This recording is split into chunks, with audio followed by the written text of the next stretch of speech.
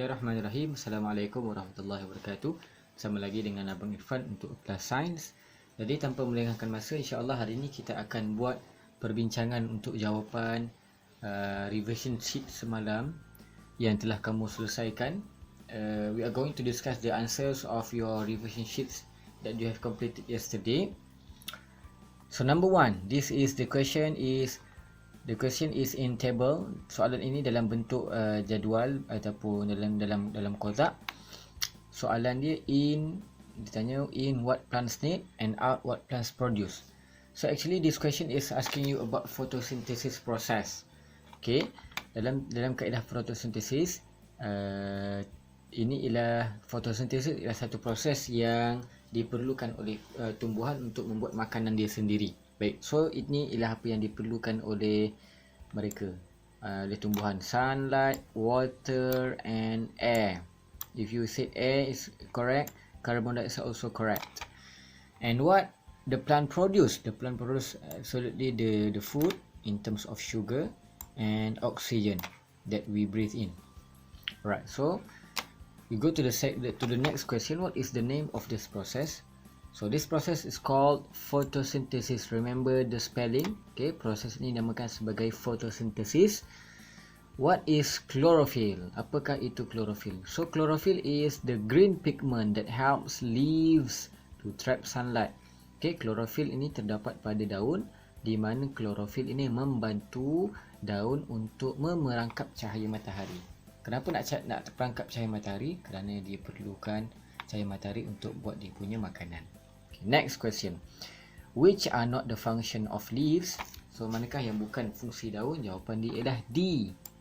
Okay, D. To anchor the plant is not the function of leaves. How the leaf can anchor the plant? Because the leaf is at above of the plant. So something that anchor another thing must be at the below of the things. Okay, so to anchor the plant is not the function of leaf. It is the function of root. Next question. Label the parts of leaf correctly. Okay, so ini ialah jawapan dia. Dia punya pangkal daun ini kita panggil sebagai petiole. Lepas tu dah masuk dalam sikit, namakan midrib. Dia blade ni namanya ni, yang hijau ni semuanya blade. Kita panggil blade. Dan vein ialah kita panggil urat daun yang ada di dalam. Macam ke tangan kita, dekat anggota badan kita pun ada urat yang kita panggil sebagai vein ataupun blood vessel. Okay, what is the function of roots? So roots dia ada 3 function. Roots have 3 function. Number 1, to anchor the plant in the soil. Number 2, to absorb water from the soil. And number 3, sometimes to store the food. Okay, food yang dibuat oleh daun, mereka akan bagi-bahagikan kepada beberapa bahagian pada tumbuhan untuk disimpan. Give 3 types of root. Berikan 3 jenis akar. Number 1, taproot. Taproot is akar yang dia ada satu akar besar dekat tengah-tengah, baru dia buat daun, baru dia ada akar-akar kecil di tepi. Okey, itu ialah taproot. Fibrous root.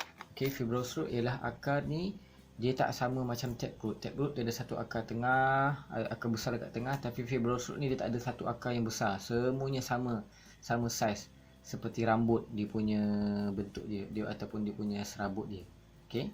Dan storage root, ini ialah akar yang menyimpan makanan lah, yang berbentuk besar seperti ubi dan juga carrot.